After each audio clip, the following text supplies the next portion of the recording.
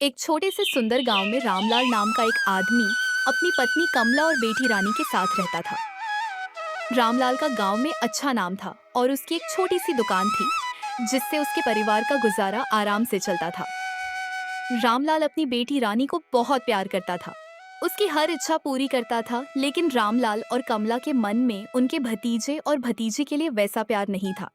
पापा, मुझे नई किताबें चाहिए। जरूर बेटा, तुम्हें जो चाहिए वह मिलेगा। तुम्हारी खुशी ही हमारी खुशी है।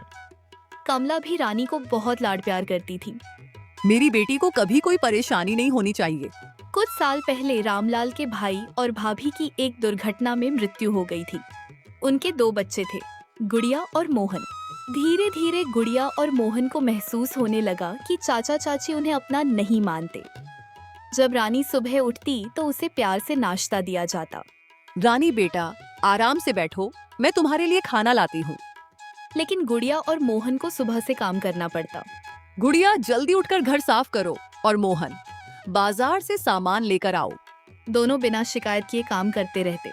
गुड़िया पढ़ाई में बहुत अच्छी थी। उसका सपना था कि वह बड़ी होकर कुछ अच्छा करे।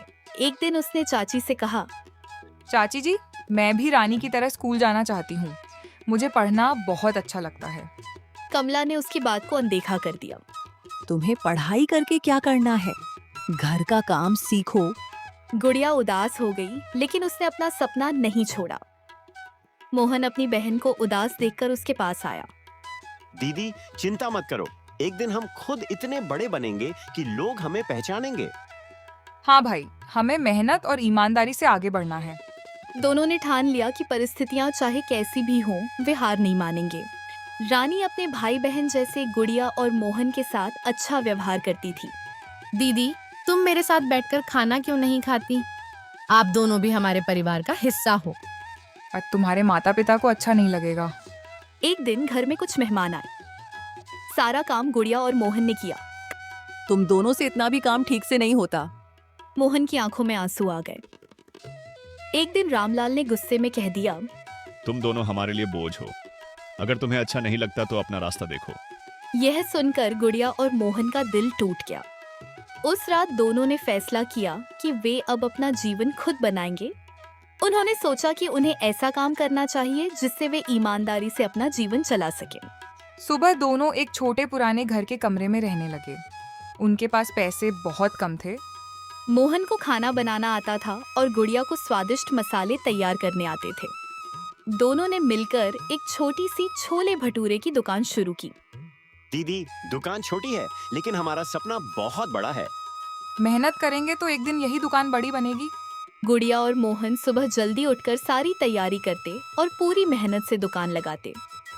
बेटा, मुझे 2 प्लेट छोले भटूरे देना। मोहन ने खुशी से खाना परोसा। ग्राहक ने खाना खाया और मुस्कुराते हुए बोला। धीरे धीरे गांव के लोगों को उनकी दुकान के स्वाद के बारे में पता चलने लगा। लोग उनकी मेहनत और व्यवहार की भी तारीफ करते थे। कुछ महीनों बाद उनकी छोटी दुकान अच्छी चलने लगी। एक दिन दोनों बैठकर बात कर रहे थे। दीदी, क्या हम अपनी एक बड़ी दुकान खोल सकते हैं? जरूर भाई, अगर हिम्मत और मेहनत है तो कोई सपना मुश्किल नहीं होता। दोनों ने पैसे बचाने शुरू कर दिए। कुछ समय बाद उन्होंने बाजार में एक बड़ी दुकान खोल ली। उद्घाटन के दिन बहुत सारे लोग आए। समय बदलने में देर लग सकती है, लेकिन मेहनत और अच्छे कर्मों का फल जरूर मिलता है। किसी भी इंसान को उसके हालात देखकर छोटा नहीं समझना चाहिए।